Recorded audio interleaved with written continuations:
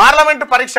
Congress versus BJP ఆత్మరక్షణలో కేసీఆర్ కాక 3-4 సీట్లు గెలవాలని లక్ష్యం అది కుదరక డీలా పడుతున్న బీఆర్ఎస్ కేసీఆర్ ను వెంటాడుతున్న 10 ఏళ్ల పాపాలు రేవంత్ కు సవాలుగా అత్యధిక ఎంపీ సీట్లు టీబీజేపీ నేతలకు అమిత్ షా టార్గెట్ తెలంగాణలోని 3 ప్రధాన పార్టీలకు పార్లమెంటు పరీక్ష మొదలైంది ఎవరికి వారు అత్యధిక ఎంపీ స్థానాలు గెలిచేందుకు వ్యూహాలు పదును పెట్టారు ప్రధానంగా కాంగ్రెస్ బీఆర్ఎస్ మధ్య లోక్సభ పోరు ఖాయంగా కనిపిస్తుంది తెలంగాణ అసెంబ్లీ ఫలితాల్లో ఘోర ఓటమి చవిచూసిన బీఆర్ఎస్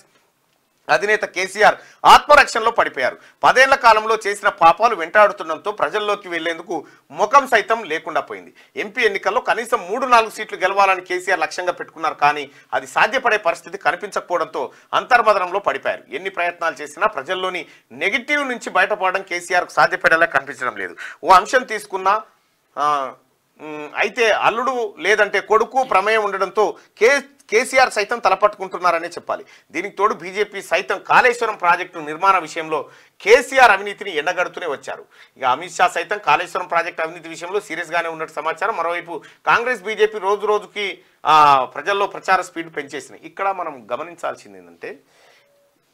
ఇప్పుడు తెలంగాణ రాష్ట్రంలో టీఆర్ఎస్ ఓడిపోయి దాదాపు 3 నెలల దగ్గరకు వస్తుంది 3 నెలల దగ్గరకు వస్తుంది కదా ఇంకొక 4-5 రోజులు అయితే 3 నెలలు అవుతుంది కాంగ్రెస్ ప్రభుత్వం తెలంగాణ రాష్ట్రంలో అధికారంలోకి వచ్చి 3 నెలలు అవుతుంది ఈ 3 నెలల కాలంలో బీఆర్ఎస్ చిత్తుగా ఓడిపోయిన తర్వాత బీఆర్ఎస్ పార్టీలో షేరి కండువ కప్పుకున్నాడు ఒక్కడు ఉన్నాడా బీఆర్ఎస్ పార్టీలో షేరి కండువ కప్పుకున్నాడు ఒక్కడు లేడు పాయే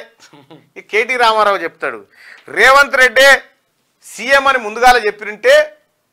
కాంగ్రెస్ పార్టీకి 30 సీట్లు కూడా రాకపోతున్నాయని చెప్పాను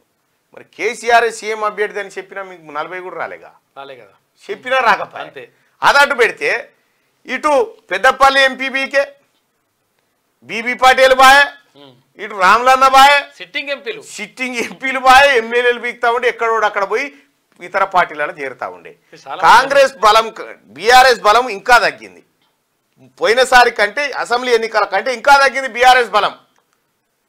అంటే దాని అర్థమైంది బీఆర్ఎస్ పార్టీ దినదిన గండం 100 ఏళ్ల ఆయుష్ మీద ఉంది అన్నట్టు అయిపోతుంది అన్నట్టు